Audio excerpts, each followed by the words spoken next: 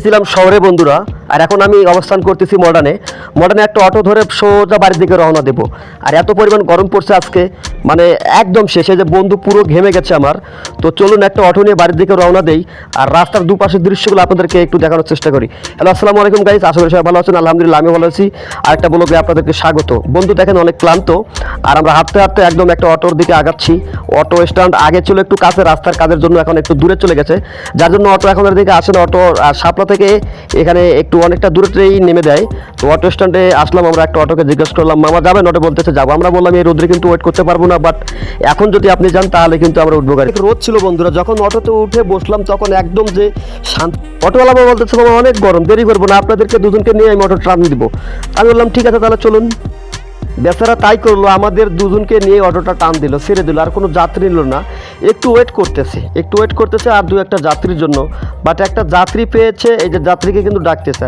আর এই অটোওয়ালারা একটা লোক দাঁড়িয়ে থাকা দেখলেই তাদের মানে অটোতে নিতে পারলেই তাদের মনে অনেক শান্তি লাগে। রাস্তায় তারা যদি একটা মানুষকে দাঁড়িয়ে থাকা দেখে, এখন সে যাবে কিনা সেটা কিন্তু বড় বিষয় নয়, বিষয় হচ্ছে তাকে ডাকতেই হবে।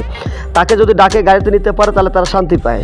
এই অটোওয়ালা মামা বারবার ডাকতেছে ওই লোকটিকে, লোকটা দাঁড়িয়েছে, লোকটা যাবে না, কিন্তু অটোওয়ালা ছাড়তেছে না। আমি আবার অল্প একটু রাগ হয়ে বললাম, মামা উনি তো যাবে না, আপনি চলেন তো।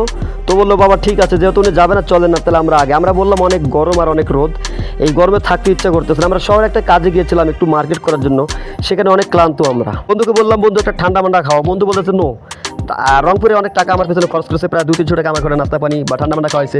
মরাতে বললাম বন্ধু একটা ঠান্ডা কিনে নেও না, কেন খাই? বন্ধু বলতেছে সম্ভব নয়, আর তুমি যদি খাও তাহলে খাবো। আমি বললাম খাওয়ার দরকার নেই, চলো আমরা এখন সামনের দিকে রওনা দিই, বাড়ির দিকে যাই। আর আস্তে আস্তে দেখুন এই যে মডার্নের সৌন্দর্যগুলো, একটা মূর্তি দেখতে পাচ্ছেন।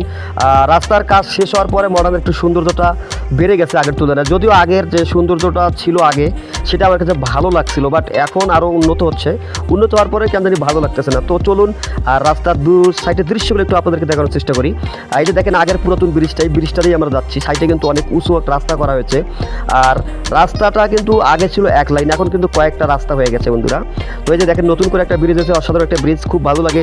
আগে ঢাকা শহরের যেরকম রাস্তাগুলো দেখতে পাচ্ছিলাম যখন ঢাকা শহরে গিয়েছিলাম, এখন ঠিক আমাদের রংপুরটাতেও এরকম রাস্তাঘাট হচ্ছে বা হয়েছে, আরও উন্নত হচ্ছে। যখন রাস্তার কাজগুলো অনেক পরিপূর্ণ শেষ হয়ে যাবে, তখন আমাদের রাস্তাটা আসলেই অনেক সুন্দর লাগবে। ভ্রমণগুলো যাত্রী আমরা যারা আছি, ভ্রমণগুলো আমাদের কাছে অনেক ভালো লাগবে। তো রাস্তার দু সাইডের দৃশ্যগুলো আমি একটু আপনাদেরকে দেখানোর চেষ্টা করি, আপনারা দেখেন, আশা করি অবশ্যই ভালো লাগবে। আর আমার ভিডিওটা অবশ্যই যারা দেখেন না একটু কষ্ট করেও দেখবেন, এবং লাইক কমেন্ট শেয়ার অবশ্যই করবেন। আর আপনাদের ভালোবাসা দিয়ে আমাকে একটু সামনের দিকে এগিয়ে নিয়ে যাবেন। আর রাস্তার দু সাইডের দৃশ্য দেখুন। আপনাদেরকে যে দৃশ্যটা দেখাচ্ছে এটা হচ্ছে তুলার ফার্ম বলে, এখানে তুলা চাষ করা হয়। তো সেই দৃশ্যটা একটু দেখেন, অসাধারণ। কিন্তু তুলার চাষ করার যে জায়গাটা, একটা বিশাল বড় একটা জায়গা, তারপরেই কিন্তু আরও কয়েকটা জায়গা আছে। তুলার এই ফার্মের পরেই কিন্তু হচ্ছে মডেল কলেজ। এই মডেল কলেজের সঙ্গে আবার অনেক স্মৃতি জড়িয়ে আছে। ভিডিওটা কেমন লাগলো অবশ্যই লাইক কমেন্ট করে জানাবেন বন্ধুরা। আজকের মতো এখানেই শেষ হচ্ছে আজকের ভিডিওটি। নতুন কোনো ভিডিও পেতে অবশ্যই পেজটা ফলো দিয়ে এবং পাশে থাকুন লাইক কমেন্ট করে সবাইকে দেখার সুযোগ করে দিন। অন্য কোনো ভিডিওতে দেখা হবে ইনশাআল্লাহ।